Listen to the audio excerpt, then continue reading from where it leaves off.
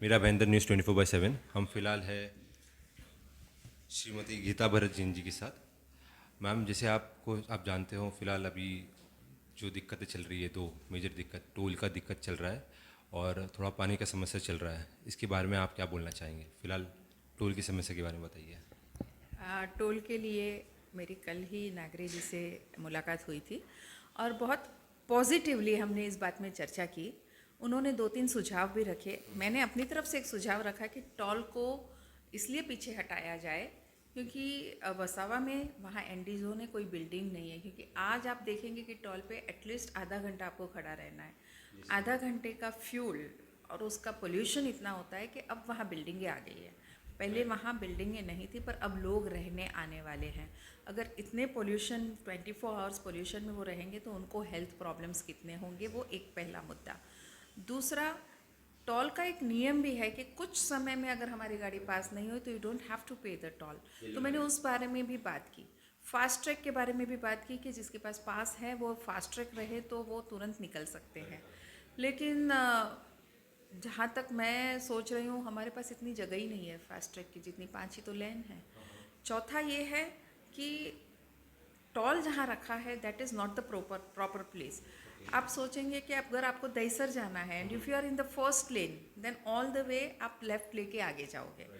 अगर आपको मुंबई जाना है और if you are in the 5th lane तो आपको वापस एक सबको काट के ब्रिज पे जाना है।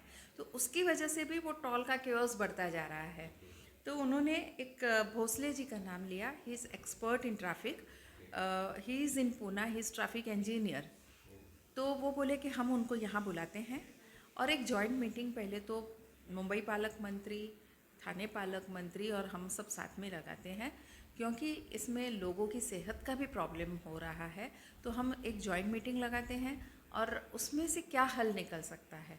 तीसरा हल हालांकि उनके लेवल का नहीं था, लेकिन मैंने अपनी तरफ से ज़रूर रखा है और गडकरी जी को भी उसके बारे में लिखा है कि instead of doing all this thing हम एक एवरेज निकालें कि कितना टॉल हम एक साल में यहाँ से ले रहे हैं और उतनी ही इनकम का निकालने के लिए हम सेस लगा दें। पेट्रोल पे 1 पैसा सेस, कोई गर्दी नहीं रहेगी, सब खुशी खुशी, क्योंकि यहाँ खड़ा रह के 1 आध लीटर पेट्रोल जलता होगा तो वो 1 पैसा सेस किसी को भारी नहीं पड़ने वाला है। Plus those who are using means Bombay people also are using the same bridges, so even they are covered in this. तो ये एक मेरा सुझाव गडकरी जी के लिए है। मैंने उनसे समय मांगा, लेकिन उनकी सेहत अभी तक ठीक नहीं है। अभी 2 दिन से वो ठीक है, तो वो ज़रूर समय देंगे तो मैं उस बारे में उनसे भी चर्चा करूँगी। लेकिन मेरा पूरा का पूरा प्रयास है कि टॉल की वजह से हमें जो परेशानियाँ झेलनी पड़ रही है, मैं उससे लोगों को मुक्ति दिलाऊँ। धन्यवाद ma'am, thank you so much.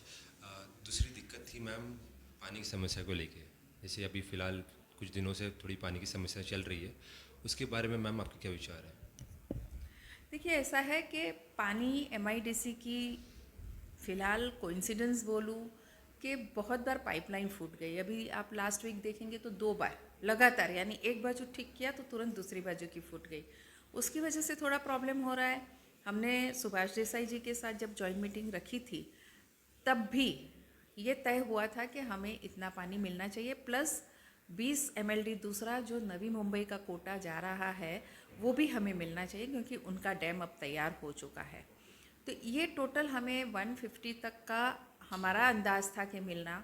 लेकिन एमआईडीसी के टेक्निकल रीजंस की वजह से वो लोग पूरा पानी खींच नहीं पा रहे हैं। हमने उसका हल निकाला है। उन्होंने कहा हम 2 पंप और लगाएंगे और उसकी प्रोसीजर चालू है।